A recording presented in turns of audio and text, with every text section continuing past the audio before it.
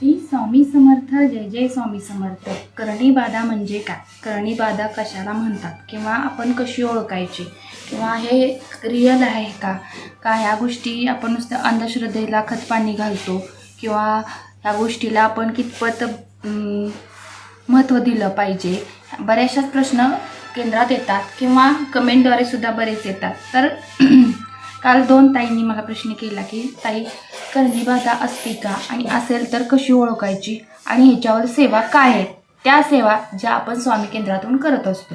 तर सगळ्या प्रश्नांची उत्तरे आजच्या आपल्या व्हिडिओमध्ये मिळाली जाणार आहेत. तर तुम्ही आपल्या चॅनलवर नवीन असाल तर आपल्या चॅनल लाईक करा, सबस्क्राईब करा, शेअर करा, एक छोटीशी श्री स्वामी समर्थाची कमेंट करा. कमेंट खाली तुमचे अजूनही काही प्रश्न असतील तेही विचारा. शेजारी बेल आयकॉन प्रेस करायला विसरू नका, जेणेकरून नवीन येणाऱ्या व्हिडिओचे नोटिफिकेशन सर्वात प्रथम तुम्हाला मिळून जातील.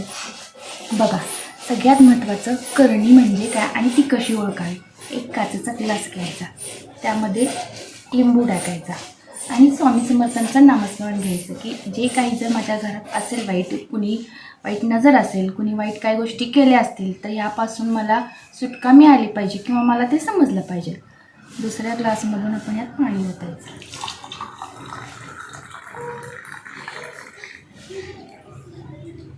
पहा, माझा लिंबू वरती आला की ह्यानं मी काय ओळखणार की माझ्या घरावर असलं काहीही नाही आणि नसणारच आहे, कारण मी एक स्वामीसेविका आहे, सातत्याने सेवा करत राहते, म्हणून ह्या विधी नाही आहेत माझ्यात.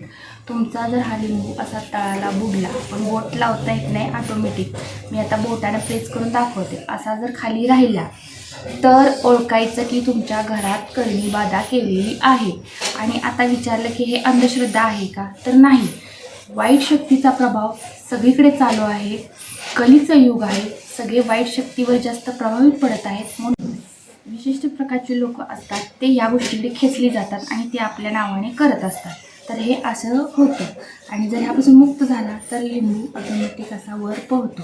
तर हे तुमच्या घरात हॉलमध्ये एका काचेच्या ग्लासमध्ये तुम्ही रोज असं ठेवलं, जोपर्यंत लिंबू खराब होत नाही तोपर्यंत, खराब झाला की पाणी आणि लिंबू खराब होईपर्यंत वापरायचा आणि पाणी जर गुरुवारी किंवा शनिवारी बदलायचं. अशा पद्धतीने आपल्या लक्षात येतं की आपल्या घरात काही वाईट गोष्ट आहे, वाईट कुणी करणी बाधा केली आहे किंवा वाईटांची नजर आपल्या घरावर आहे, आपल्या प्रगतीवर आहे, हे ओळखायचं. तर आता मी तुमचा प्रश्नांचं उत्तर दिलं माझ्या ताईंनो की तुमच्या घरावर जर असा लिंबू असेल तर करणी बाधा नाही आहे, तुमच्या कर्माचे भोग तुम्हाला भोगावे लागतात.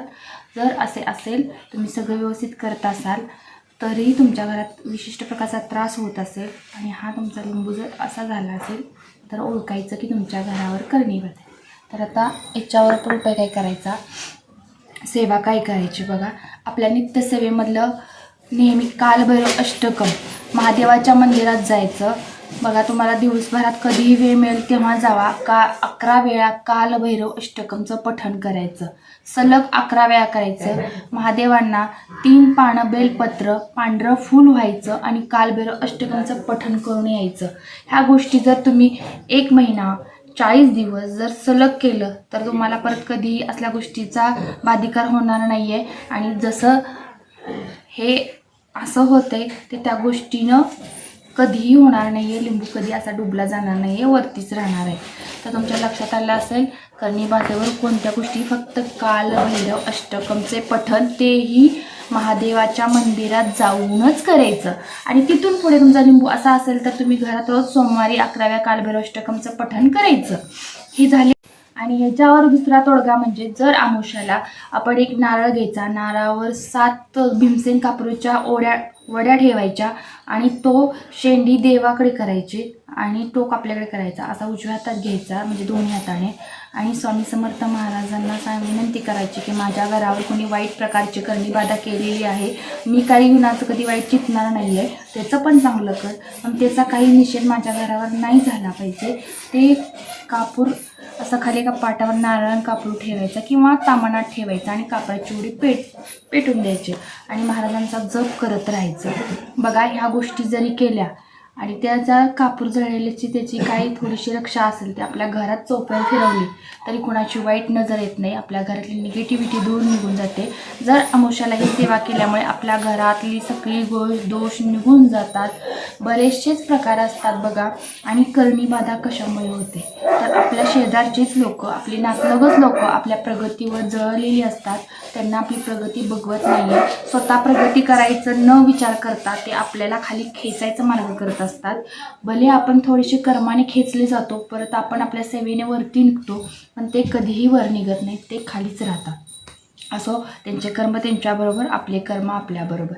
तर सगळ्यात महत्त्वाचं मी एक सांगणार आहे तुम्हाला. तर तुम्ही जर न चुकता 11 वेळा हा मंत्र म्हटला बघा. मंत्र नीट ऐकायचा. मंत्राचं मी तुम्हाला डिस्क्रिप्शनमध्ये देणार आहे. तो तुम्ही मंत्र लिहून रोजच्या रोज 11 वेळा म्हटलं तर तुम्हाला कुठेही काहीही दाखवायची गरज लागणार नाही, कोणतीही सेवा करायची गरज लागणार नाही. त्या मंत्रामध्ये इतकी ताकद आहे. तुमच्यावर कोणी वाईट करणी केली असेल, वाईट बाधा झाली असेल, ती तुमच्या हातून नष्ट होणार आहे, निघून जाणार आहे. तर बघा, ओम नमो आदेश गुरु को उत्तर बांधो, पूर्व बांधो, दक्षिण बांधो, पश्चिम बांधो, बांधो 4 दिशाएं, सब डायन की नज़र बांधो, सर पर हात 32 दुआई नरसिंह की. डिस्क्रिप्शनमध्ये दिलेलं आहे, तिथे जाऊन पहा आणि ह्याचं पठण रोज 11 वेळा करा. हसायला जसं रडण्याचं कारणीभूत होतं, रडताना जसं हास्यमय आपल्याला बदलून जातं, तसं चांगल्या गोष्टीला वाईट गोष्टी असते, वाईट गोष्टीला चांगली गोष्ट असते. सुखाला दुःख जोडून येतं, दुःखाला सुख जोडून येतं. तसेच आपण चांगल्या प्रकारे राहत असतो, ते कुणाला पाहवत नाही आहे, म्हणून ते आपल्यावर अशी चटूक शक्ती करणी बाधा करत असतात. तर ह्या गोष्टीला मारा म्हणजे आपल्या केंद्रातून आहे. मी तुम्हाला शाबरी मंत्रही दिलेला आहे. शाबरी मंत्र अतिशय उत्कृष्ट प्रकारे नवनाथांचा मंत्र आहे, नाथपंथातला मंत्र आहे. तो तुम्ही सिद्ध करून घ्यायचा. सिद्ध म्हणजे काय करायचं, देवाजवळ बसायचं, नवनाथांची नावं घ्यायची ती आणि सांगायचं, ह्या मंत्राचा मला पठण केल्याने अनुभूती मिळाली पाहिजे. जरी मी अनुग्रहित नसेल, अनुग्रहित म्हणजे गळ्यात तुळशी माळ घातल्यानंतर जे लोक अनुग्रह घेतात त्यांना अनुग्रहित म्हणतात. त्या लोकांनी कधीही म्हटला तर त्यांच्याकडून सिद्ध होतं. पण तुमच्या गळ्यात जर ही माळ नसेल, तुम्ही वारकरी नसाल, तर तुमच्याकडून ते सिद्ध पटकन होत नाही. तेही मी सांगते सिद्ध कसा करायचा. तर देवघरात बसायचं. एक आपण 11 रुपये दक्षिणा ठेवायची, आपण गुरु करायचं आपल्या देवांना आणि फूल व्हायचं, नारळ व्हायचा, त्रिवार मुजरा करायचा किंवा नमस्कार करा आणि सांगा की मी आजपासून तुमचे शिष्य आहे. नवनाथ पंतांचं नावं स्मरण करा, दत्त महाराजांना स्मरण करा आणि सांगा मी शाबरी विद्याचा हा मंत्राचं पठण करणार आहे आणि हे मंत्राचं पठण मी या गोष्टीसाठी करणार आहे.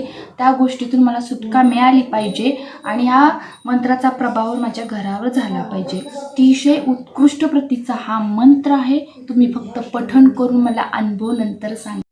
अतिशय उत्कृष्ट प्रकारे मंत्राचा प्रभाव येत असतो. तुम्ही कराल आणि आतल्या वाईट शक्तीपासून, वाईट बाधेपासून आपल्या स्वतःतल्या घरातील कुटुंबातील व्यक्तींचे संरक्षण करून घ्याल अशी मी आशा बाळगते आणि सांगितलेली सेवा नेहमीप्रमाणे आपल्या महाराजांच्या चरणी रुजू करते. आजचा आपला व्हिडिओ इथंच थांबवते. अवधूत चिंतन. श्री गुरुदेव दत्त. श्री स्वामी समर्थ. जय जय स्वामी समर्थ.